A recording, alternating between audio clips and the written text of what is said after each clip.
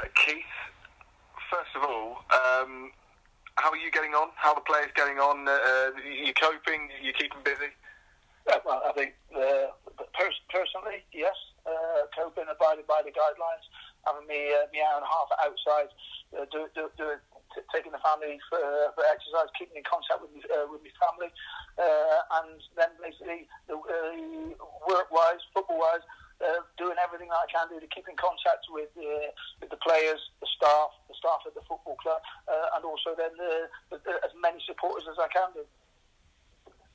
Let's talk about those messages. We'll talk about the players in a second, but we've seen kind of on social media, you and the players as well, getting in contact with season ticket holders. It's someone's birthday, especially, I suppose, those older season ticket holders that might be isolated for those 12 weeks and they might be a bit lonely at the minute. How important is that from your perspective?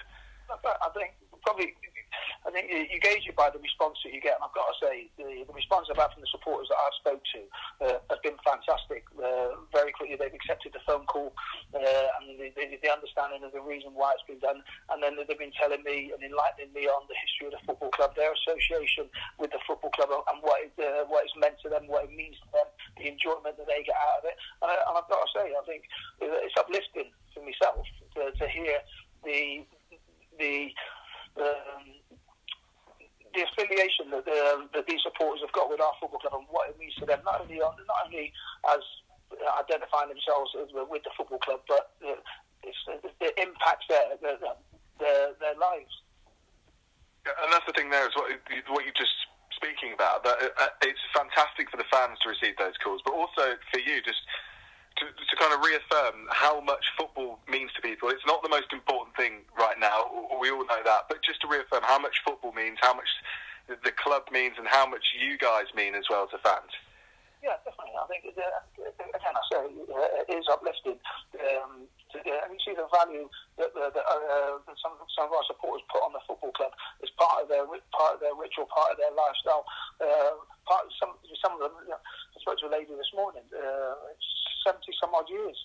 So 73, 74 years she's been supporting the football club. She was saying she remember riding to the old stadium on a bike, parking a bike in somebody's garage, paying 2p to get in, or tuppence, was it? Tuppence they call it then? I don't know. Yeah, and again, so her affiliation has gone 70 odd years, and she's still a member, a season ticket holder in the East Stand now. Yes, it is excellent, and it makes a real difference. You've seen that already, and the players are getting involved as well, which is also key. And I suppose something to keep them busy as well. Yeah, not only the players, but the chairman as well. I think there was a funny call last week where the chairman's rang up somebody, and he's also had Nicky Adams on the line as well to join in the conversation. And I think the chairman mentioned it to the supporter, asking who his favourite player was, and who in his opinion has been doing well. Strangely enough, the players as well. Nick has done well, but he hasn't done as well as what he's done the year we got promoted. And the next thing, Nicky chirps up and joins in the conversation. That's spontaneity, it's the spontaneity that you want. And then in the end, the bloke says, "Well, you're doing well, Nicky, but I think you can do a little bit better." Probably the best person you could say that to was Nicky Adams, because he accepts that he wants to do well for this football club. And how are the players? And how kind of, I suppose they've got from an environment where they're seeing each other every day, they're bouncing off each other in the change rooms, full of energy, they've got a very structured life, and then it goes to this where everything's a bit up in the air. How are you kind of maintaining them at the minute?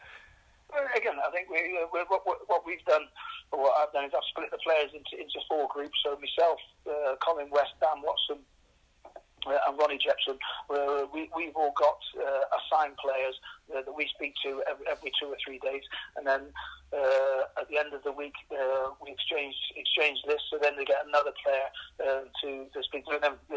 It's progressing now. We've gone from a chat and a phone call. Now we're moving on to other platforms whereby we can sit and we can have video calls, and again, it's just an opportunity to keep that connection, stay connected with all the players, and then we invite players. If they've got any personal concerns, whether that be fitness, mental, family, football, anything they want to have a talk about afterwards, we invite them and we speak to them afterwards on a phone call. And I've got to say, the players were all in good spirits.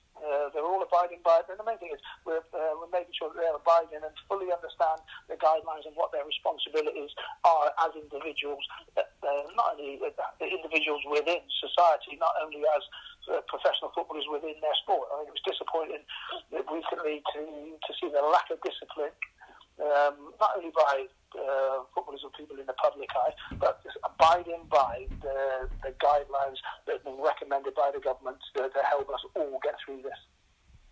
Yeah, it is important, isn't it? Because they're role models, aren't they? People will follow them at all levels in the sport. So it's if they do the right thing, then by and large fans will follow. Discipline, simple discipline. You've got guidelines. Exercise hour and a half a day.